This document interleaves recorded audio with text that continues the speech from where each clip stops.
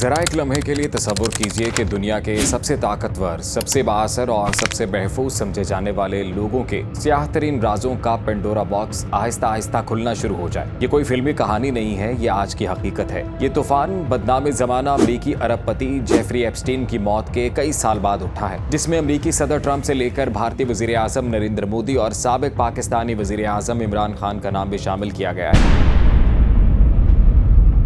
अस्सलाम वालेकुम, मैं हूं अजीम राना, आप देख रहे हैं सुनो डिजिटल। नाजरीन, ये कहानी 2008 से शुरू होकर 2019, फिर 2025 और अब 2026 तक फैली हुई है। और अब सवाल ये नहीं कि एप्स्टीन ने क्या किया, असल सवाल ये है वो ताकत के महवर कौन लोग थे जिन्हें एक पूरा निजाम बरसों तक बचाए रखता रहा। नवंबर 2025 में अमेरिका में एप्स्टीन फाइल्स ट्रांसपेरेंसी एक्ट की मंजूरी के बाद अमरीकी महकमा इंसाफ ने वो खुफिया दस्तावेजात अवाम के सामने लाना शुरू की जिनका दुनिया बरसों से इंतजार कर रही थी। ये कहानी सिर्फ एक मुजरिम की नहीं, ये उस पूरे सिस्टम की कहानी है जो ताकतवर लोगों को अक्सर कानून से ऊपर ले जाता है। जेफरी एप्स्टीन एक अमीर फाइनेंसर था जिसके रवाबत सदूर शहजादों, हॉलीवुड के सितारों तक फैले हुए थे। इस पर कम उम्र लड़कियों की गैर इखलाकी स्मगलिंग और इस्तेहसाल के संगीन इल्जामात थे। लेकिन एक बुनियादी सवाल अपनी जगह मौजूद है कि अगर इल्जामात इतने संगीन थे तो वो हर बार कानून की गिरफ्त से कैसे बचता रहा। 2019 में एप्स्टीन को दोबारा गिरफ्तार किया गया, लेकिन मुकदमा शुरू होने से पहले ही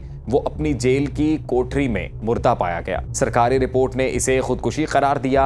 ये एक हकीकत है, लेकिन ये भी हकीकत है कि इस मौत ने इतने सवाल छोड़े जिनके जवाब आज भी मुकम्मल नहीं मिले। क्योंकि जब कहानी का मरकजी किरदार अचानक खामोश हो जाए तो शक खुद बोलने लगता है। एप्स्टीन की मौत के बाद तवज्जो गई उसकी दोस्त और करीबी साथी गैस्लीन मैक्सवेल की तरफ। उस पर इल्जाम था कि वो नौजवान दोशीज़ाओं को वरगला कर एप्स्टीन के पास लाती थी। एक तवील और शफाफ मुकदमे के बाद उसे मुजरिम करार दिया गया और 20 साल कैद की सजा सुनाई गई। ये इंसाफ की एक बड़ी पेशरफ थी, लेकिन ये भी वाज़ेह हो गया कि एप्स्टीन के नेटवर्क की ये आखिरी कड़ी नहीं थी। जनवरी 2026 में नए अमरीकी कानून के तहत लाखों सफ़ात, तस्वीर और वीडियोस जारी होना शुरू हो गई।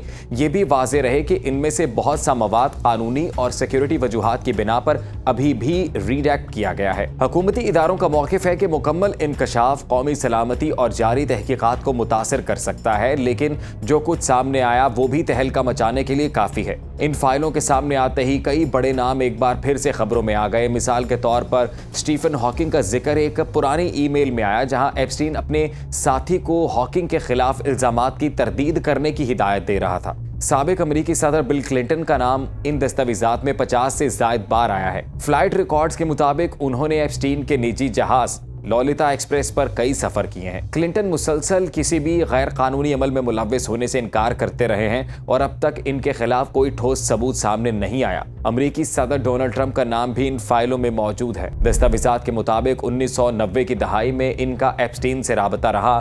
ट्रंप का मौक़िफ़ है कि बाद में ताल्लुकात ख़राब हो गए और उन्होंने एप्स्टीन को अपने क्लब से निकाल दिया। उधर भारतीय वज़ीर आज़म नरेंद्र मोदी भी इसी हमाम से नहाए हुए हैं और साबिक वज़ीर आज़म इमरान खान का नाम भी इसी लिस्ट में शामिल है। बरतानवी शाही ख़ानदान के प्रिंस एंड्रयू का मामला पहले ही रुसवाई का बायस बन चुका है और नई फाइलों में उनका बार बार जिक्र उनकी मुश्किलात भी बढ़ा सकता है। इसी तरह बिल गेट्स, वुडी एलन और रिचर्ड ब्रांसन जैसे नाम भी एप्स्टीन से रवाबत की तस्दीक करते हैं।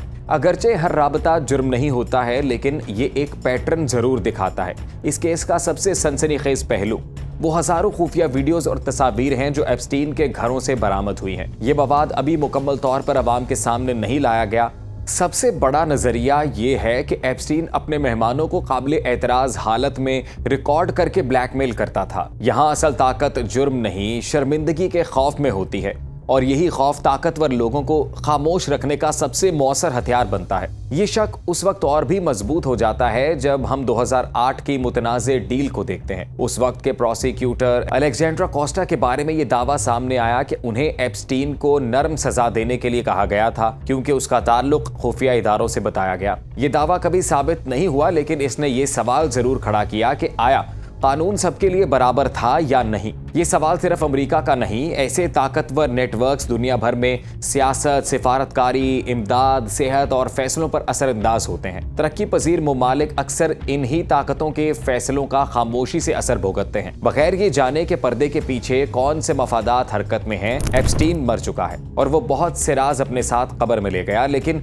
उसकी छोड़ी हुई फाइलें एक टाइम बॉम्ब की तरह हैं जो कभी भी फट सकती हैं। ये केस सिर्फ चंद अफराद के जराइम का नहीं, ये इंसाफ, ताकत के नाजायज इस्तेमाल और एहतसाब के असूलों का इम्तिहान है। शायद असल सवाल ये नहीं कि ये राज मुकम्मल तौर पर कब बेनकाब होंगे, असल सवाल ये है कि क्या हम बतौर मुआशरा सच सामने आने के बाद इसका सामना करने के लिए तैयार हैं। उम्मीद करता हूं आपको ये वीडियो जरूर पसंद आएगी। अगर ये वीडियो पसंद आए तो इसे लाइक कीजिएगा, अपने जानने वालों के साथ शेयर कीजिएगा, कमेंट्स में अपनी राय का इजहार जरूर कीजिएगा और इस चैनल को सब्सक्राइब करना मत भूलिएगा।